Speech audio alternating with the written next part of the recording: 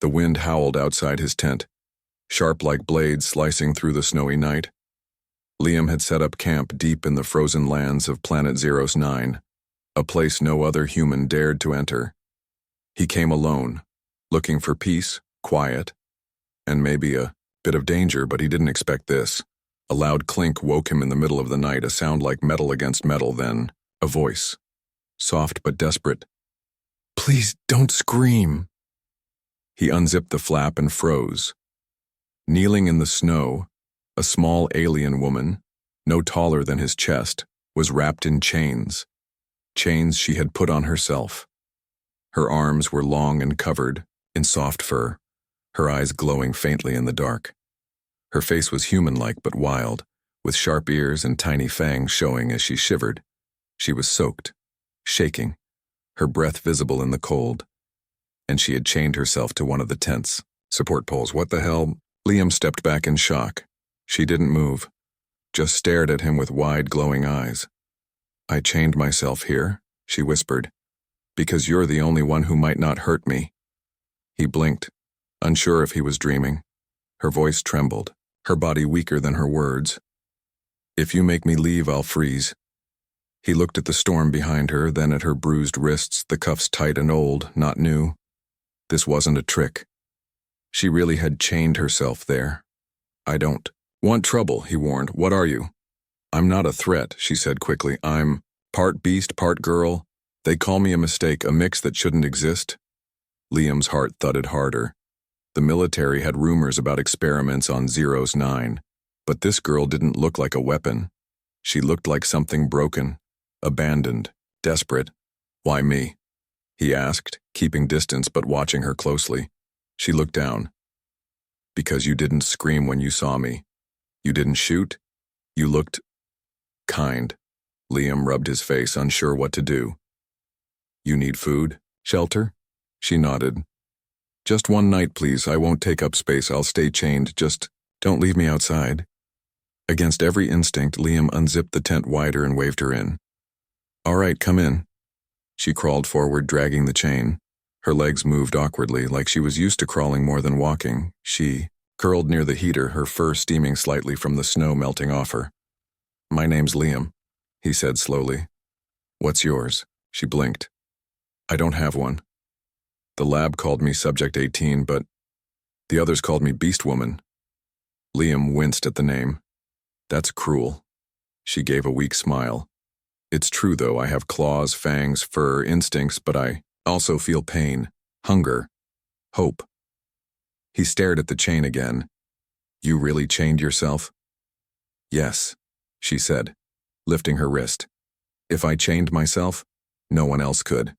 It was my choice." The heater hummed between them. Liam didn't know if he was being tricked, but nothing about her felt fake. She looked exhausted, eyes flickering closed as her body gave in to sleep. "I'll stay awake," he muttered, grabbing his stun blade just in case, but she didn't move, didn't attack. Just lay curled like a scared animal, breathing slowly. Morning came gray and cold, and the alien girl still hadn't moved. Liam touched her gently. "Hey, you alive?" She stirred, blinking up at him. Still here, not frozen. Liam offered her a ration bar. "Eat." She took it like it was gold, chewing slowly, gratefully. "Thank you," she whispered. "You really are different." "Different how?" he asked. "Others saw me as property, a creature, but you see me as a person." Liam sighed. "I just didn't expect to find someone chained to my tent." She looked up, more serious now. "I meant what I said, Liam. If I leave you, I die, but with you I feel safe." He didn't reply, but the words stayed with him. Something told him this wasn't the end. It was only the beginning. Outside, the storm cleared, but something else was coming, and she wasn't the only one who knew it. The next morning, Liam found her already awake, sitting near the heater like a quiet shadow. She hadn't moved from the chain even though he'd left the tent open. It was like she didn't trust herself to be free. "You didn't leave," Liam said, pouring hot water into a cup of dried soup. "I said I wouldn't," she replied, her voice softer than before. "Beasts may lie, but I don't." He handed her the cup. She held it carefully, her clawed fingers trembling just a little from the cold. He noticed her nails, long and sharp like blades, but clean, like she'd made sure not to scare him. "What are you really?" he asked. "Are you part animal? Part human?" She sipped slowly before answering. "They made me from both. Took a human child and spliced it with war beast DNA. I was bred to be strong, fast, obedient." Liam frowned. "But you escaped." She nodded once. "Because I wasn't what they expected. I didn't kill on command. I didn't attack blindly. I wanted peace." Her glowing eyes flicked up at him, filled with something between sorrow and pride. "So they threw me out, marked me unfit. But I ran before they could destroy me." Liam sat across from her, arms crossed. "Why me, though? Why chain yourself to my tent?" She looked down, her ears twitching. "Because I saw you days ago. You helped an injured traitor when no one else did. You gave him your cloak." Liam blinked, remembering that moment faintly. "That was you watching?" She nodded. "I was in the trees hiding, I thought. Maybe he'll help me too." He sighed and rubbed his face. This was too much. He came to 09 to get away from war and responsibility, and now he had a genetically engineered Beastwoman chained to his tent. Her tail twitched slightly as she tried to read his silence. "If you want me gone, I'll go." Liam looked up sharply. "I didn't say that." She smiled for the first time, a real one, with teeth and warmth. "Then I'll stay near the heater. I'll stay quiet. I'll help if I can." That day passed slowly. Liam fixed some sensors around camp while she helped gather wood, always dragging her chain behind her. She didn't ask him to remove it, not even once. At night, as the stars spread above the frozen trees, Liam asked, "Do you sleep okay?" She shook her head slowly. "No, I dream of cages, wires, burning lights. I dream of screaming, mine and others." He didn't know what to say, so he said nothing. Then suddenly she whispered, "May I show you something?" Liam nodded cautiously. She reached into the folds of her furred coat and pulled out a small metal tag, burned with the number 18 and a barcode. "This was around my neck until I tore it off," she said. "It reminded me I was nothing but a product." He took it gently, looking at the burned edges, the sharp corners. "You kept it?" "I kept it," she said, "so I'd remember who I was and who I'd never be again." Liam gave it back with respect. "Then let's keep it safe somewhere better." She tucked it into a pouch by her side and smiled again. Her eyes glowed, brighter this time, not just from biology, but from something like trust. Later that night, as they sat beside the small campfire outside, he noticed her ears twitching and head tilting. "Something's out there," she whispered, standing quickly. "Stay inside. What is it?" he asked, but she had already crouched low, her claws extended. She moved silently into the dark like a shadow, only the tip of her tail flicking behind her. Moments later, she returned, eyes sharp. "Scouts, 2 of them. I smelled them downwind." "Scouts?" Liam repeated. "From the lab?" She nodded. "They're tracking me, and now they know I'm not alone." Liam cursed under his breath. "They'll come back stronger, won't they?" "Yes," she said. "And soon." He looked at her, the soft fur on her arms now bristling, her jaw clenched, muscles tight. She looked like a wild creature, but not a monster, a protector. "You should go," she said suddenly, surprising him. "You helped me enough. If you stay, they'll hurt you too." Liam shook his head. "You chained yourself to me, remember? You said I was your lifeline." She looked stunned, eyes wide. Then she whispered, "You still want to be that?" He hesitated, but only for a moment. "Yes." Her breath caught in her throat, and then she gave a small, almost tearful nod. "Then I will fight for you, like no beast ever did." As the fire crackled and the wind picked up again, Liam stared at the stars above, wondering what kind of war he had just stepped into. But one thing was clear. He had seen her claws, her eyes, her secrets, and now he couldn't turn away. That night the cold was sharper than usual. Liam added extra heat to the tent, but the air still felt tense, heavy, like the sky itself was holding its breath. The Beastwoman, still chained to the support pole, refused to sleep. Her ears stayed, alert, flicking at every sound. Her eyes glowed in the dark, watching the trees like a soldier waiting for battle. "They won't wait till dawn," she whispered. "They'll come when we're half asleep." Liam tightened the grip on his stun blade and kept his boots on. He had been in military squads before, but this was different. This wasn't about orders or missions. This was about her, the strange girl who had once called herself a product, now chained by choice to him. She crouched beside the door, claws slightly out, tail stiff. "If they come for me, don't fight. Just let them take me." He looked at her like she was insane. "Are you serious?" She nodded, her voice cold. "They'll kill you first. They always kill males who defend runaways, but they'll only cage me." "No," he said. "I don't abandon people." Her face twitched like she didn't believe him. Maybe no one ever said those words to her before.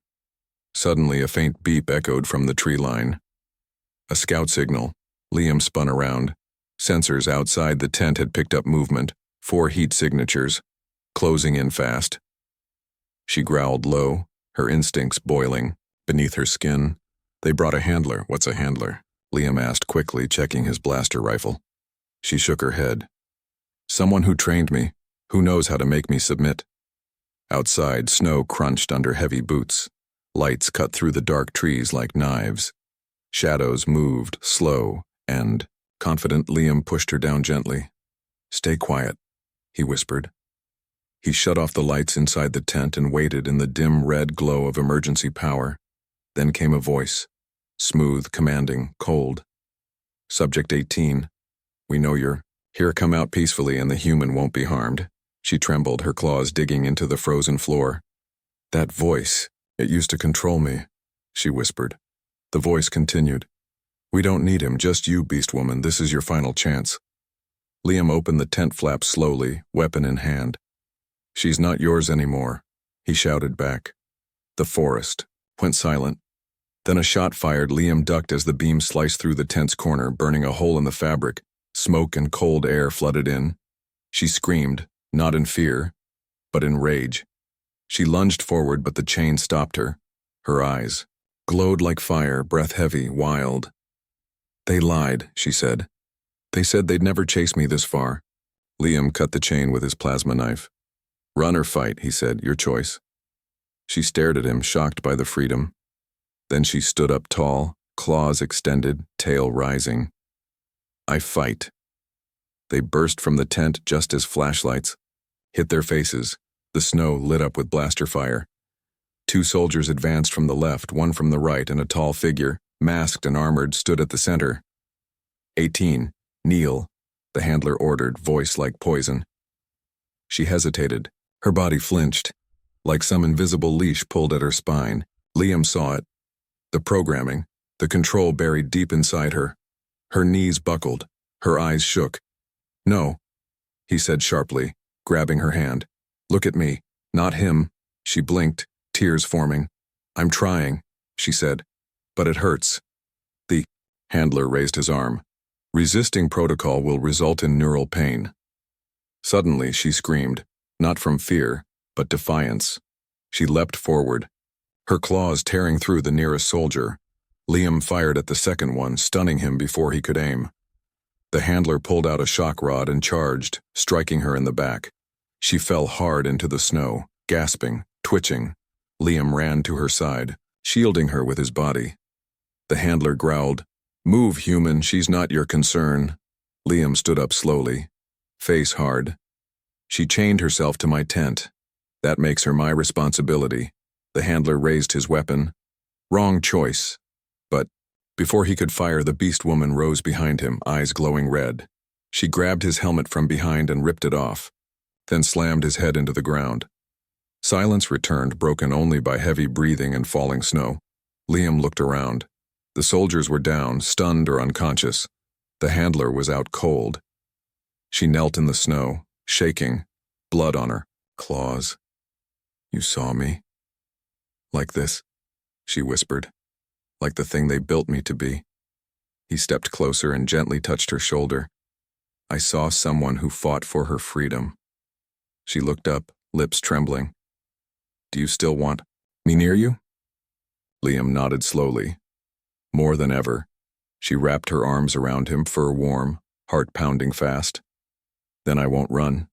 Not ever again. And in that moment, for the first time in her life, she believed she belonged to something more than a lab, more than a cage. She belonged to someone. The sun hadn't even risen yet when Liam packed what he could into 2 bags. One was for supplies, food, water, tools. The other was for her.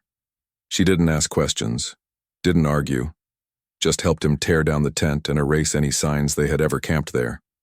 Her movements were sharp, but tired, her eyes heavy. From the night's battle, they had to leave before the backup patrols came. The lab wouldn't stop, not after a handler had gone missing. They'd send trackers, drones, worse. Snow crunched beneath their boots as they entered the thick wilderness. Frozen trees arched above them like watchful giants, shadows dancing with every step. Liam glanced at her often, wondering what she felt. But she said nothing. Not at first. She just walked beside him, sometimes ahead, sometimes behind. But always near. It wasn't until hours later when they stopped to rest near a cliffside cave that she finally spoke. Her voice cracked like old paper. You should know why they hunt me. Liam sat beside her, warming his hands by the small fire. They built, because you escaped? She shook her head slowly. Because I know things. Things I wasn't supposed to remember. He looked at her curiously. What kind of things? She pulled something from her belt pouch, a small chipped memory shard. This, she said, placing it into a scanner Liam had clipped to his arm. The device blinked, then hummed. Images flickered on the screen, rows of cages, alien children, some barely more than infants. Some were like her, some looked human, some were hybrids. All were tagged, injected, trained like animals. What is this? Liam whispered, his stomach turning. Where I came from, she said, and where many still remain. Liam stared at her, not sure if he felt more angry or heartbroken. They raised you in cages? She nodded. Born inside one. They didn't even give us names, just numbers and collars. He clenched his fists. And no one stopped them? No one cared, she said quietly. Until I did something they couldn't ignore. Liam leaned closer. What did you do? She looked into the fire, her glowing eyes reflecting the flames. I broke the bond, the mental leash, the thing that made me obey. I fought it, and I helped others run too. You led an escape, Liam said softly. She nodded once. 3 of us got out, they caught the other 2. Liam swallowed hard, realizing now just how much danger followed her. Why didn't you keep running? Why find me? She turned to him, her voice low but strong. Because I needed a reason to live. And you? You didn't look away. You didn't see a monster. You saw me. Liam didn't answer. He just placed a hand on her shoulder and squeezed gently. For the first time, she didn't flinch. They spent the night in the cave, curled near each other, for warmth. Her fur kept the cold out, his arm kept her heart calm. She didn't sleep much, but she didn't tremble either. Not like before. The next day, they traveled deeper into the forest, far beyond the reach of drones and signals. It was rough terrain, icy cliffs, hidden ravines, but she moved like she knew it all, like her beast half belonged here. This place, she said, breathing in deeply. It reminds me of freedom. My dreams used to end here, before they became nightmares. Liam smiled faintly. Then let's make it real this time. She looked at him, and for the first time there was a flicker of hope in her face. You mean that? He nodded. We find shelter. Build a signal shield. Hide from satellites. I've done it before, when I didn't want the government finding me either. She grinned. You were hiding too? I wasn't supposed to keep a war relic, Liam admitted. But I did. It saved my squad and they wanted it back, so I disappeared. Her laughter was soft, almost musical. We're both runaways then. more like survivors. Corrected by nightfall, they found a spot between two cliffs where trees were thick and the snow less deep. Liam set up a new camo shelter, one that blended into the wild. She dug a perimeter with her claws, marking territory in ways only she knew. When the stars rose, they sat near another fire. This one larger, warmer, more like home. "Do you still have the chain?" she asked suddenly. Liam blinked. "The one you used to tie yourself to me?" She nodded. He reached into his pack and pulled it out, the metal still cold, still dented from where he cut it. He handed it to her. She held it for a long time, then placed it beside the fire. Not in anger, but in peace. "I don't need this anymore," she said, "not to prove anything." Liam looked at her carefully. "Then what do you need now?" She turned to him, eyes glowing soft. "Just someone who stays." And Liam, the man who came to Zeros 9 to be alone, found himself saying the one thing he never expected. "I'm not going anywhere." The fire burned brighter, and for the first time in her life she believed the flame would last. 3 days passed in silence. No signals, no drones, no movement from the skies. Liam and the Beastwoman had settled into a rhythm. Eat, scout, hide, repeat. She helped him sharpen hunting tools with her claws, and he showed her how to set traps. That didn't kill. They were surviving, but neither believed they were safe.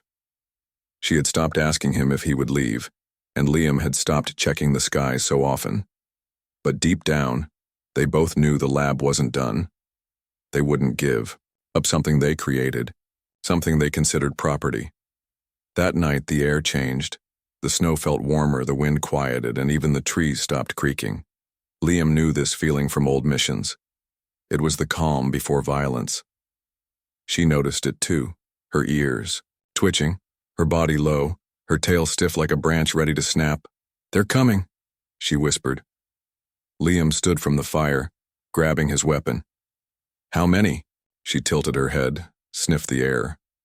5, maybe more. "I smell metal, fuel, anger." They had only minutes, no time to run, no place to hide. Liam looked around the campsite and realized they had made it too comfortable, too obvious. She stepped in front of him, claws extended, her muscles tight under the fur.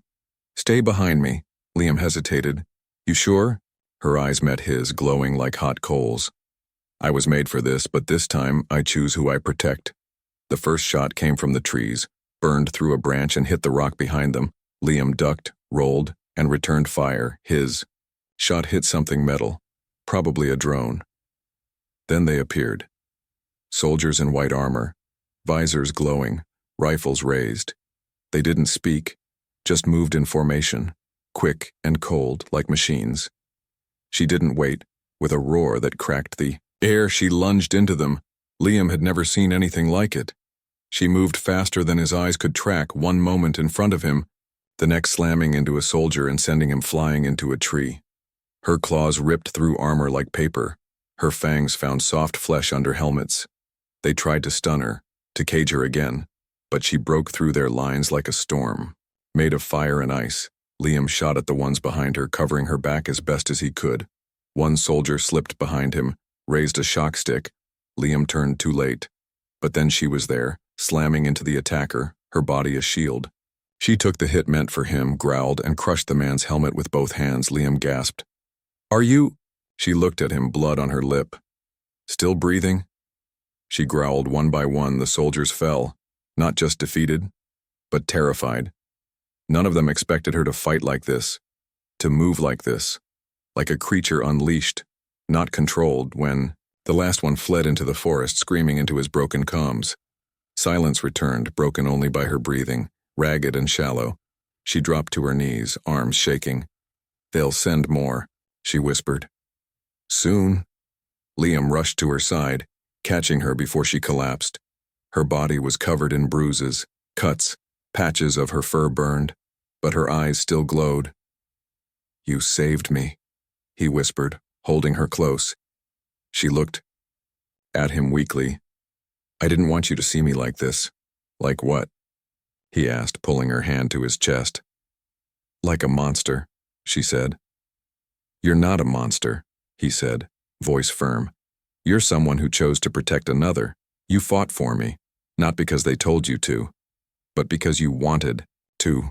Tears slid down the sides of her face. I've never had that choice before. Liam gently laid her down near the fire, wrapping her in blankets. He cleaned her wounds while she watched him silently, like she couldn't believe he wasn't. Afraid even after what I did? She asked. He smiled sadly. You didn't scare me. You showed me who you really are. Not a beast, not a tool, but someone who would die for someone she barely knows. I know you, she whispered. More than anyone I've ever met.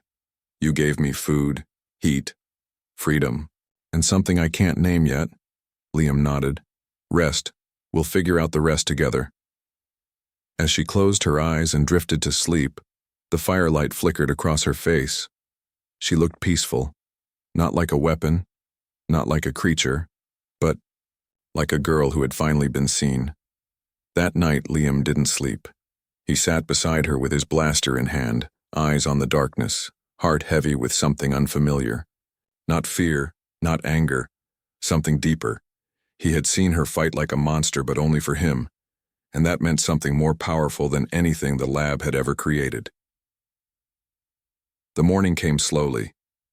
Clouds hung heavy over the treetops, but the snow had stopped. The world was quiet again, almost too quiet.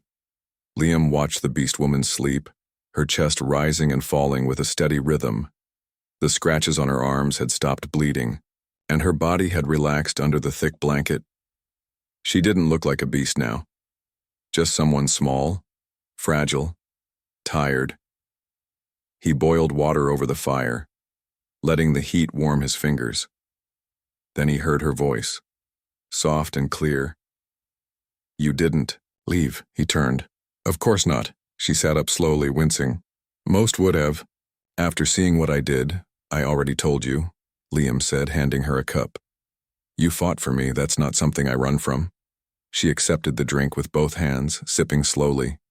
Then, after a long pause, she asked, Do you know why I chained myself to your tent that first night? Liam nodded. You said you were freezing, that you'd die if I sent you away.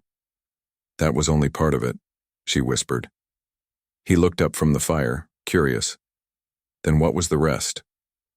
She took a deep breath, her claws tracing the rim of the cup. Where I come from, when a Beastwoman finds someone she believes is her lifeline, someone she chooses, not who chooses her, she can declare that bond by chaining herself to him. Liam blinked, surprised. You mean, it's tradition? She nodded. In the old ways, not the lab's ways. In the wild clans, before we were turned into experiments, a chain wasn't slavery. It was surrender, it meant. I trust you more than myself. Liam leaned back slowly, the weight of her words sinking in. So when you chained yourself to my tent, I was choosing you, she said, eyes lowered. I didn't know if you'd accept me. I didn't even know if I'd survive the night, but if I died, I wanted it to be near someone kind. He felt something twist in his chest, not pain. Something deeper, something like honor and guilt tangled together. You risked everything just because I gave a stranger a cloak, she smiled faintly. Kindness is rare in my world, so I followed it. Liam looked at her wrists, the faint marks from the chain still visible. And now? She met his gaze, eyes glowing softly. Now I stay without the chain because I still choose you, he swallowed hard, heart pounding in a way that felt too loud in the quiet forest. I don't know what I did to deserve that. You didn't treat me like a thing, she said. That's enough. They sat in silence for a while, the fire crackling, birds singing in distant trees. Then she said something that shook him. If they come again, I won't run. He frowned. You'll fight? She shook her head.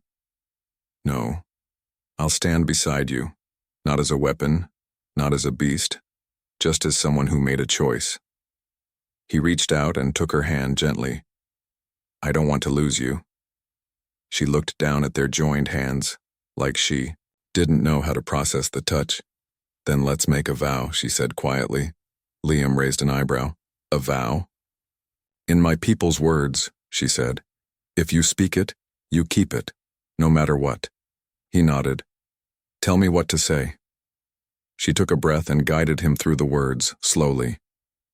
In the wild and in the flame, I will not leave you. In the dark and in the storm, I will stand with you. In silence and in fire, I will carry your name. Liam repeated the words, one by one, his voice steady. And when he was done, she added the last part herself. And I will be your shadow, your shield, and your storm. Then she pressed her forehead gently to his, a gesture he somehow knew was sacred, ancient. She stayed like that for a moment before whispering, Now I'm not just yours. Liam closed his eyes, whispering back, You're mine too. The wind picked up again, but the cold no longer mattered. Not when the fire between them had grown this strong. Later that day, they buried the broken chain together, not as a sign of freedom lost, but freedom claimed.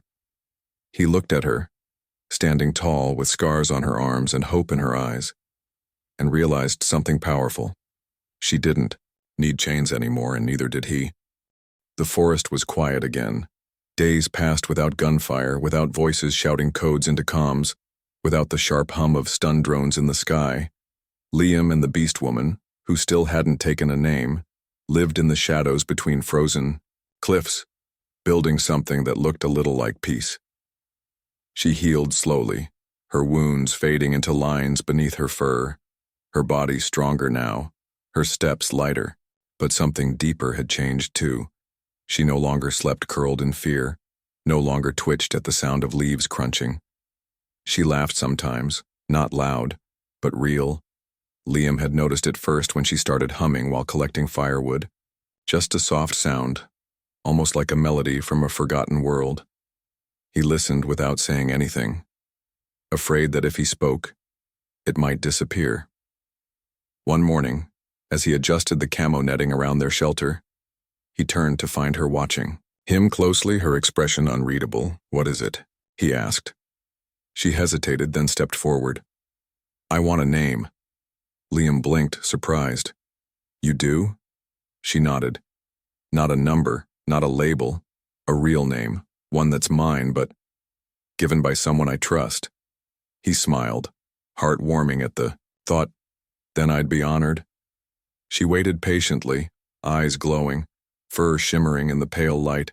Liam looked at her, her strength, her scars, the fierce loyalty in her soul, and finally said, Asha. She tilted her head. What does it mean?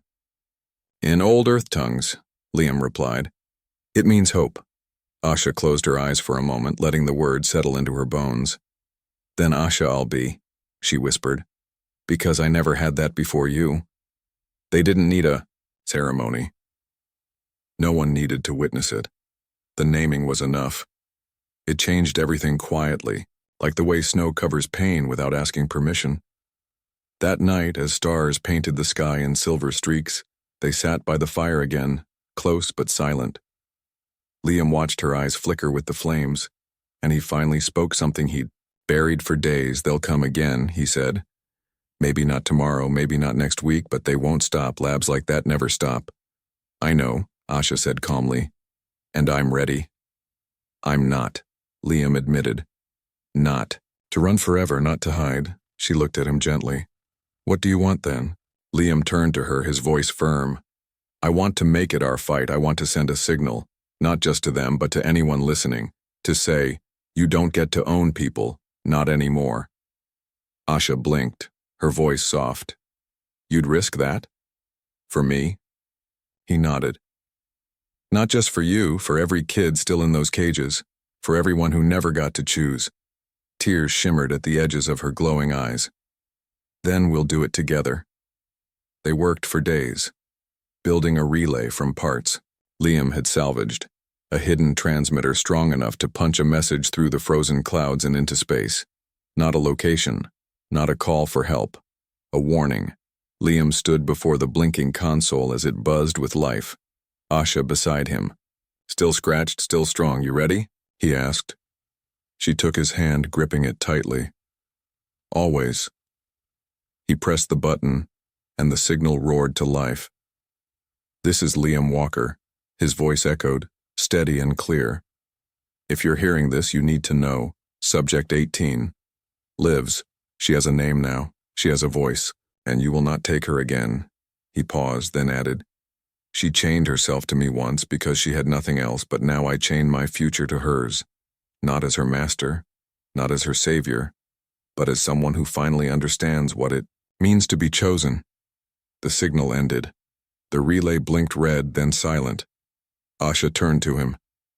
"You said something powerful back there." He looked at her, unsure what she meant.